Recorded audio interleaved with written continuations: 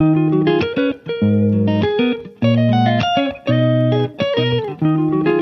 नमो भगवते वासुदेवाय नमः। नमस्कार दोस्तों, मेरे चैनल में आपका स्वागत है। आज मैं आप लोगों को अमलकी एकादशी या रंग भरी एकादशी की पौराणिक कथा सुनाने जा रही हूँ। बोलो जय श्रीमन्नारायण। ब्रह्मांड पुराण में मंधाता और वशिष्ठ संवाद में फाल्गुन मास के शुक्ल पक्ष की अमलकी एकादशी का महात्म्य इस प्रकार वर्णित हुआ है।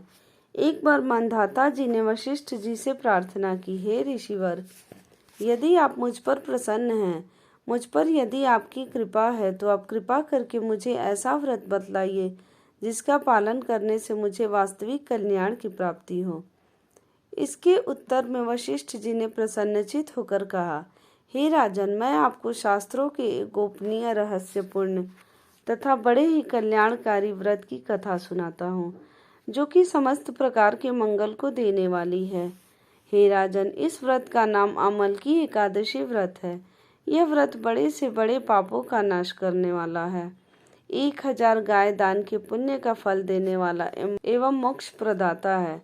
पुराने समय के वैदिश नाम के नगर में ब्राह्मण, क्षत्रिय, वैश्य तथा शूद्र वर्ण के लोग बड़े ही सुखपूर्वक निवास करते थे।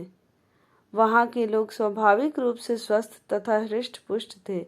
हे राजन, उस नगर में कोई भी मनुष्य पापात्मा अथवा नास्तिक नहीं था। इस नगर में जहाँ तहाँ वैदिक कर्म का अनुष्ठान हुआ करता था। वेद ध्वनि से यह नगर गूंजता ही रहता था। उस नगर में चंद्रवंशी राजा राज्य करते थे।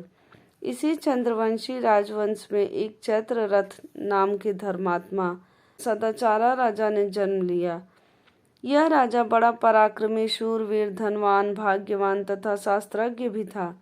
इस राजा के राज्य में प्रजा को बड़ा ही सुख था। सारा वातावरण ही अनुकूल था। यहाँ की सारी प्रजा विष्णु भक्ति परायण थी।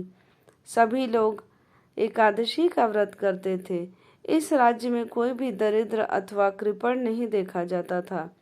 इस प्रकार प्रजा के साथ राजा अनेकों वर्षों तक सुखपूर्वक राज करते रहे।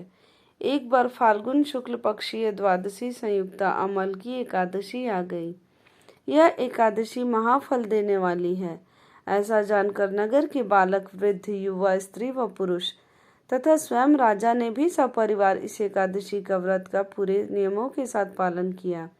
एकादशी वाले दिन राजा प्रातः काल नदी में स्नान आदि समाप्त कर समस्त प्रजा के साथ उसी नदी के किनारे पर बने भगवान श्री विष्णु के मंदिर में जा पहुँचे। उन्होंने वहां दिव्य गंध सुवासित जल, पुण्य कलश, छत्र, वस्त्र, पादुका आदि पंचरत्नों के द्वारा सुसज्जित करके भगवान की स्थापना की। इसके बाद धूप दीप प्रज्वलित करके अमलकी अर्थात आंवले के साथ भगवान श्री परशुराम जी की पूजा की और अंत में प्रार्थना की, हे परशुराम, हे रेणुका के सुखवर्धक, हे मुक्ति प्रदाता, आपको नमस्कार है। हे अमलकी, हे ब्रह्मपुत्री, हे धात्री, हे पापनाशिनी, आपको नमस्कार है। आप मेरी पूजा स्वीकार करें। इस प्रकार राजा ने अपनी प्रजा के व्यक्तियों के साथ भगवान श्री विष्णु एवं भगवान श्री परशुराम जी की पवित्र चरित्र गाथा श्रवण, कीर्तन व स्मरण करते हुए तथा एकादशी की महिमा सुनते हुए रात्रि जागरण भी किया। उसी शाम एक शिकारी शिकार करता हुआ वहां आ पहुंचा। जीवों की हत्या करके ही वह दिन व्यतीत करता था। दीपमालाओं से सुसज्जित तथा बहुत से लोगों द्वारा इकट्ठे होकर हरि कीर्तन करते हुए रात्रि जागरण करते देखकर शिकारी सोचने लगा कि यह सब क्या हो रहा है।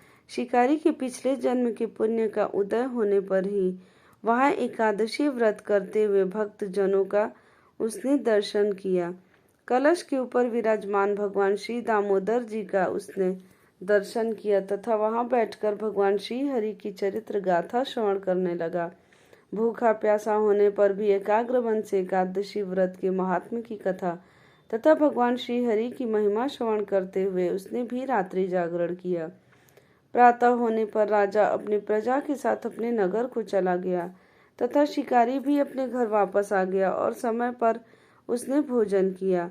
कुछ समय बाद जब उस शिकारी की मृत्यु हो गई तो अनायास एकादशी व्रत पालन करने तथा एकादशी तिथि में रात्रि जागरण करने के प्रभाव से उस शिकारी ने दूसरे जन्म में विशाल धन संपदा, सेना, सामंत, हाथी, घोड़े, रथों से पूर्ण जयंती नाम की नगरी के विदुरथ नामक राजा के यहाँ पुत्र के रूप में जन्म लिया।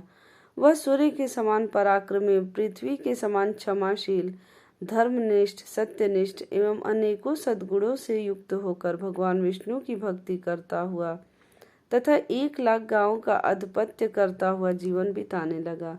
वह बड़ा दानी भी था। इस जन्म में इसका नाम वसुरथ था। एक बार वह शिकार करने के लिए वन में गया और मार्ग भटक गया।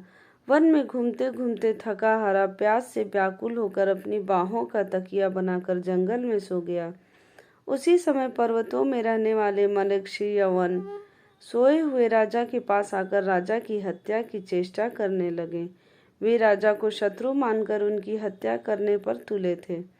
उन्हें कुछ ऐसा भ्रम हो गया था कि ये यही व्यक्ति हैं जिसने हमारे माता पिता, पुत्र पौत्र आदि को मारा था तथा इसी के कारण हम जंगल में खाक छान रहे हैं। किंतु आश्चर्य की बात कि उन लोगों द्वारा फेंके गए अस्त्र शस्त्र राजा को न लगकर इसके इर्द गिर्द गिरते गए। राजा को खरोच तक नहीं आई। जब उन लोगों के अस्त्र शस्त्र समाप्त हो गए तो वे सभी भयभीत हो गए और एक कदम भी आगे नहीं बढ़ा सके। तब सभी ने देखा कि उसी समय राजा के शरीर से दिव्य गंध युक्त अनेकों आभूषणों से आभूषित एक परम सुंदरी देवी प्रकट हुई। वह भीषण भ्रिकुटी युक्ता, क्रोधित नेत्रा देवी क्रोध से लाल पीली हो रही थी। उस देवी का यह स्वरूप देखकर सभी यवन इधर उधर दौड़ने लगे, परंतु उस देवी ने हाथ में चक्र लेकर एक क्षण में ही सभी मलेक्षों का वध कर डाला। जब राजा की नींद खुली तो उसने यह भयानक हत्याकांड देखा तो वह आश्चर्यचकित हो गया, साथ ही भयभीत भी हो गया। उन भीषण आकार वाले मलेक्षों को मरा देखकर राजा विस्मय के साथ सोचने लगा कि मेरे इन शत्रुओं को मारकर मेरी रक्षा किसने की। यहाँ मेरा ऐसा कौन हितैषी मित्र है। जो भी हो, मैं उसके इस महान कार्य के लिए उसका बहुत बहुत धन्यवाद ज्ञापन करता हूँ। उसी समय आकाशवाणी हुई कि भगवान केशव को छोड़कर भला शरणागत की रक्षा करने वाला और है ही कौन। अतः शरणागत रक्षक, शरणागत पालक श्री हरि ने ही तुम्हारी रक्षा की है। राजा उस आकाशवाणी को सुनकर प्रसन्न तो हुआ ही, साथ ही भगवान श्री हरि के चरणों में अति कृतज्ञ होकर भगवान का भजन करते हुए अपने राज्य में वापस आ गया। वशिष्ठ जी कहते हैं, हे राजन, जो मनुष्य इस अमल की एकादशी व्रत का पालन करते हैं वह निश्चित ही विष्णु लोक की प्राप्ति कर लेते हैं। बोलो जय श्रीमन नारायण।